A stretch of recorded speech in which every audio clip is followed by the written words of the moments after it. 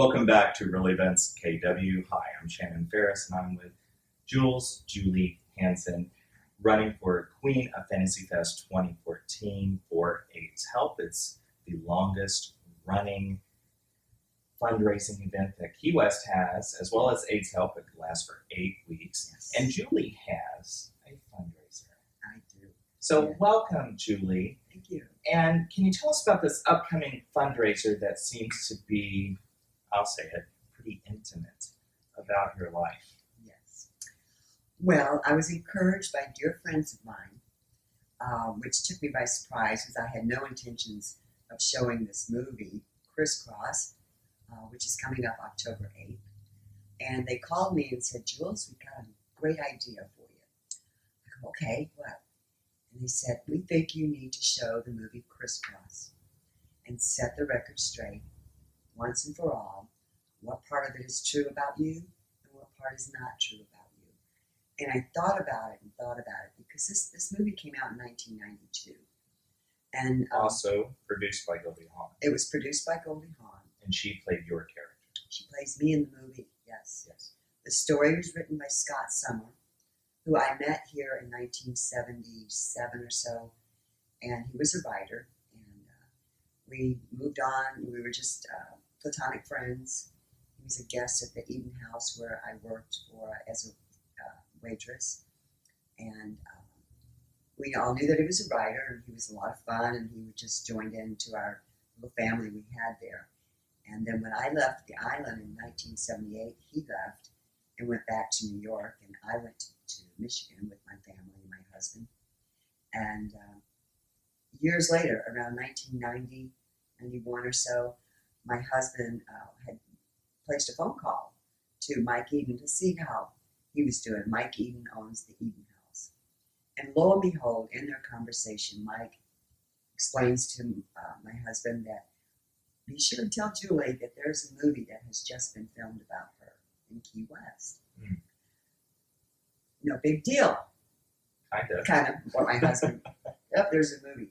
And I said, no, I have to follow up on this. What do you mean a movie? And so I called Mike directly, and he said, well, apparently Scott Summer wrote this story and based the main character on you, and it sent it out to California.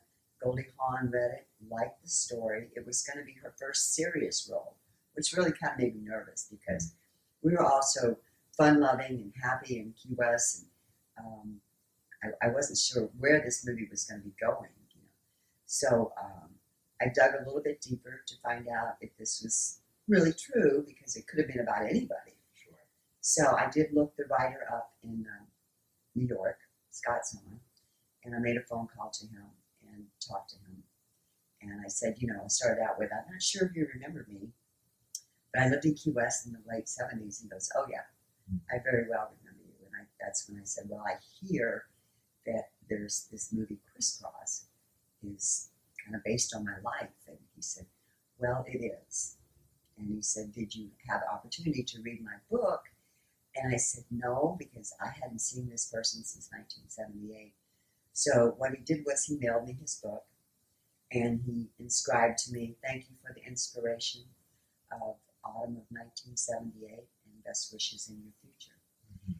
And he said there's a lot of facts in the story that are actually not in the movie, and there's a lot that's in the movie that's not in the story as well. So I read through the book, and there were actual events that happened with myself and friends and, all of us here in Key West. And the three main events are that I was a waitress at the cafe on the back of the Eden House. In the movie, Goldie's a waitress at the same restaurant. They actually did film it at that restaurant. Mm. Goldie, I played softball for the Eden House women's team. Goldie plays softball in the movie. I was a dancer here in 1976 at the Esquire Lounge, and lo and behold, they have Goldie being a dancer at the Esquire Lounge here in Key West. To be clear, though, if viewers have seen CrissCross or those who haven't, even in the trailer and the description of CrissCross, it talks about the love of the main character has for her son, which she only has one, but you have three. Um, her She also is a topless dancer. And so that will catch people's attention. Mother devotion, and then willing to do anything for her son and go through life with her son as the movie portrays it. So you're saying, yes, waitress, yes, at the Esquire, and yes, for the softball team, but at the Esquire, were you a topless dancer? Yes, I was. Okay. Yes, we did have to take our tops off. So now you're being incredibly exposed, showing this fundraiser to everyone. And people may walk away believing every bit of it's true about you. So set the record even more straight with why you decided to do those things that you did that are true.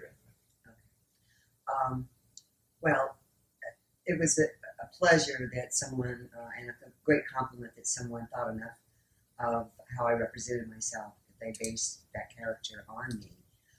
The fiction part of it is, when you see the movie, the young boy who is my son in the movie is concerned about his mother being a dancer. And he has these side jobs that he does, and he's hoping that, he doesn't really want his mother to be a dancer, which in my real life, my children did not know that. They didn't know you were a dancer. No, they were much younger than the young man that was in the movie. And you were a single mom at the time, so that part's true. Yes. As well. Okay. Yeah. So in the movie, of course, he is delivering fish, and one day he's delivering fish, and the dog bites into his fish, and all these little white bags of powder fall out of the fish. So what's happening is, in the story, the fiction of the story is that this is cocaine. And he finds out that people pay a lot of money for that. And yet, he's being watched in the movie. And Goldie's not aware of any of it. Has no idea that this kind of activity is going on. So that is the premise of throughout the movie. And her main concern in the movie, and my main concern in my life, was to take care of my children the best I could. Like I said, I was a waitress at the cafe, and I worked part-time as a dancer. I did that for 2 years, and then we moved away. So the basis of what's true is that they actually came here and filmed in the exact locations that I worked in. Sure. Yeah. And in the story, there are more events about us being at the Bull and the Whistle one night, and going down to Sands Beach, and just some activities that we all did all the time here that did not get put in the movie. So, but thinking about the time that you were here,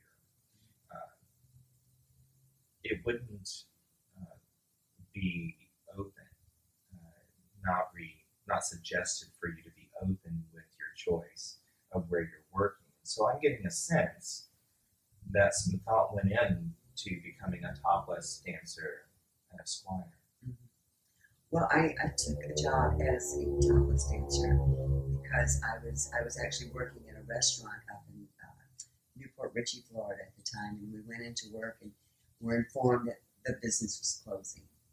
And so my girlfriend and I split up and went job hunting, and I made a joke that I was going to get a job today. I didn't care if it was a dancer at George's place. And lo and behold, that was the last place I had to knock on a door. And I did knock on that door. I was petrified. I, in a million years, didn't think that I would ever be a topless dancer. I wanted to go to New York and study dance instead. But the man did hire me. I went in. I guess I think I broke out in hives every time I had to get up there. I was just nervous as could be. And then I finally learned something through that experience, that if you're going to stand up there in front of everybody, you need to have an angle. You need to have some theatrics about it. And so I started looking at it in a different light, and being creative with it and using my talent as a dancer. So I ventured on down to Key West, and lo and behold, there was a nightclub called the Esquire Lounge. And I thought, I fell in love with Key West. I wanted to live here, and I was on vacation. So I went and applied there, And I was hired there as a dancer, so I knew that I was going to make enough money that I could get my children, move them back with me to Key West, and that's what happened. And then, after that, I went on to be part of the Eaton House, and I worked in the cafe there, and then got on their softball team, and just started building a whole new family with the wonderful people in Key West. So, as my children were small and they didn't know, and yes, it's not something that I would, go declare when I moved away. It's not something I wanted to discuss with people that, hey, I was a topless dancer. Mm-hmm. I was very much involved in my children's schools and in our neighborhood. And when this came out, I thought, oh my God, people, what are they going to think about me? But everybody in my town did not know anything about that, so I didn't say anything.